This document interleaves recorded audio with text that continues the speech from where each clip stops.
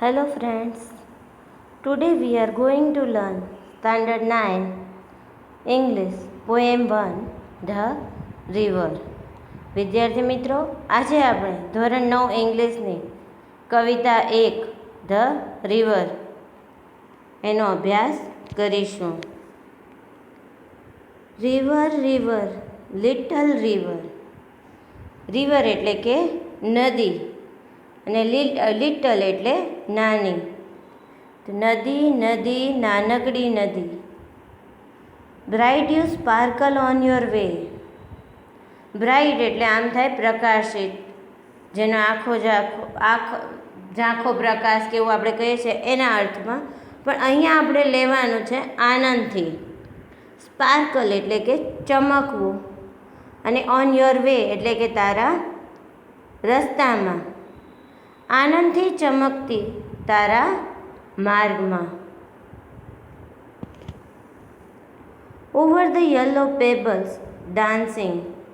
Over એટલે કે ઉપર, યલો એટલે કે પીળા, પેબલ્સ એટલે કાંકરા, અને ડાન્સિંગ એટલે નાચતી, એટલે કે પીળા કાંકરા પર નાચતી કૂદતી.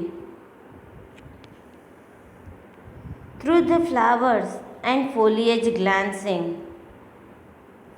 થ્રુ એટલે માંથી, ફ્લાવર્સ એટલે ફૂલો, અને ફોલિયેજ એટલે કે પાંદડા, અને ગ્લાન્સિંગ એટલે કે જ્યોતિ, એટલે કે ફૂલો અને પાંદડાઓમાંથી જ્યોતિ જ્યોતિ.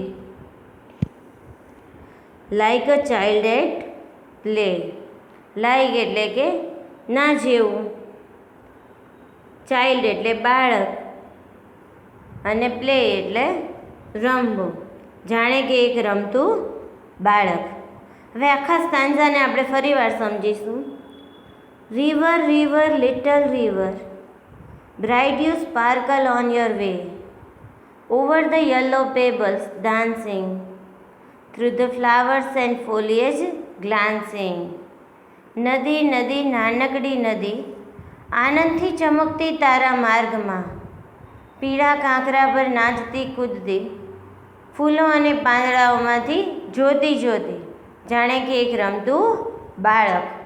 આ સ્ટાન્ઝામાં નદીની સરખામણી એક રમતા બાળક સાથે કરવામાં આવી છે. હવે આપણે બીજો સ્ટાન્ઝા જોઈશું. River river swelling river. River એટલે કે નદી, અને સ્વેલિંગ એટલે ઉછળતી નદી, એટલે કે નદી નદી ઉછળતી નદી. On you rush through rough and smooth. Rough એટલે કે ખાડા ટેકરાવાળો, અને સ્મૂથ એટલે કે સમતલ રસ્તે, એટલે કે ખાડા ટેકરાવાળા અને સમતલ રસ્તે તું દોડતી જાય છે. Louder faster brawling leaping, over rocks by rose banks sweeping. Louder એટલે કે વધુ મોટા અવાજ સાથે, ફાસ્ટર એટલે કે ઝડપથી, બ્રાઉલિંગ એટલે ખળખળ વહેતી, અને લીપિંગ એટલે કૂદતી. ઓવર રોક્સ, રોક્સ એટલે કે ખડકો પથ્થર, બાય રોઝ બેન્ક એટલે કે કાંઠા પરના જે ગુલાબના છોડ હોય એને. સ્વીપિંગ એટલે કે એને સ્પર્શતી. લાઈક ઇમ્પેટસ યુથ એટલે કે ઉન્મત્ત યૌવન. ઉન્મત્ત એટલે કે અવિચારીપણે આપણે જે કંઈ કરતા હોઈએ યુવાનીમાં તે, એની માટે અહીંયા ઇમ્પેટસ યુથનો ઉપયોગ કર્યો છે.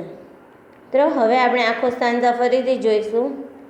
River river swelling river, on you rush through rough and smooth, louder faster growling leaping, over rocks by rose bank sweeping, like impetuous youth. નદી નદી ઉછળતી નદી, ખાડા ટેકરાવાળા અને સમતલ રસ્તે તું દોડતી જાય છે.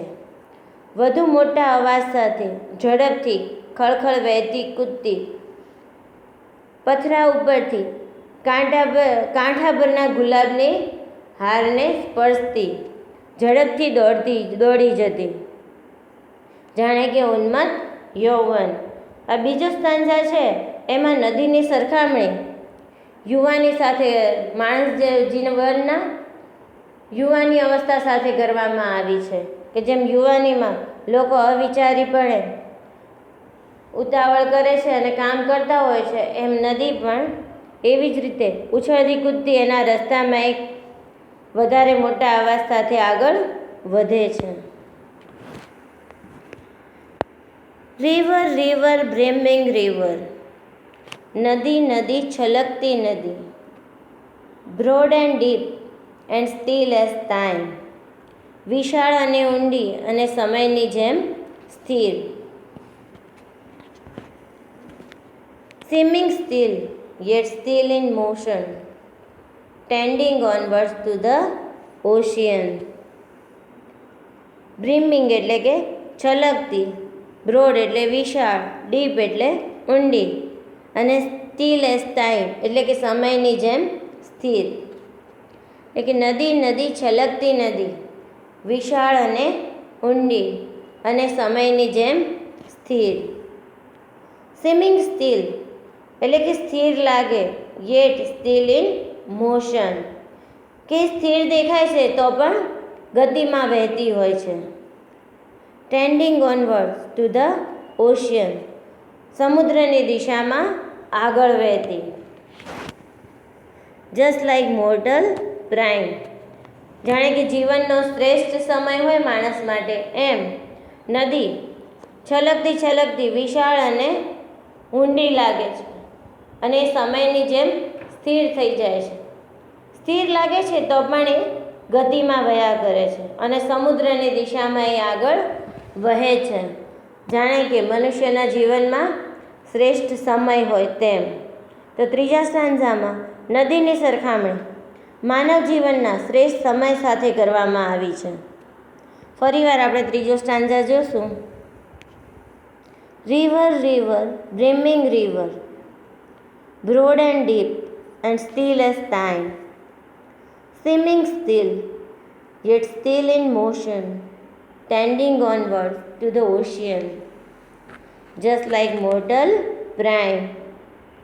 નદી નદી છલકતી નદી, વિશાળ અને ઊંડી અને સમયની જેમ સ્થિર.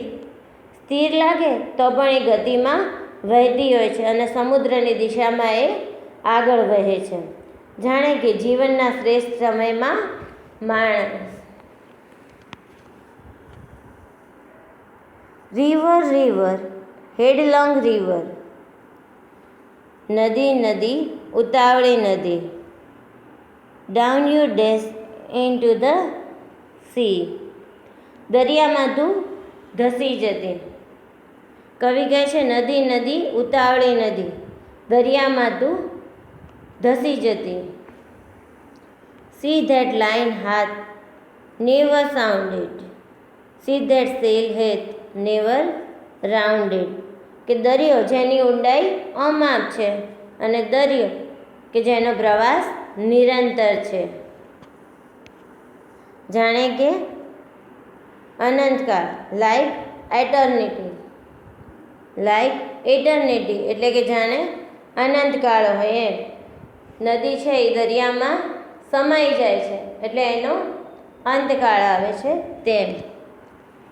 તો નદીનો કવિતાનો છેલ્લો સ્ટાન્ઝા છે એમાં નદીની સરખામણી માનસ જીવનના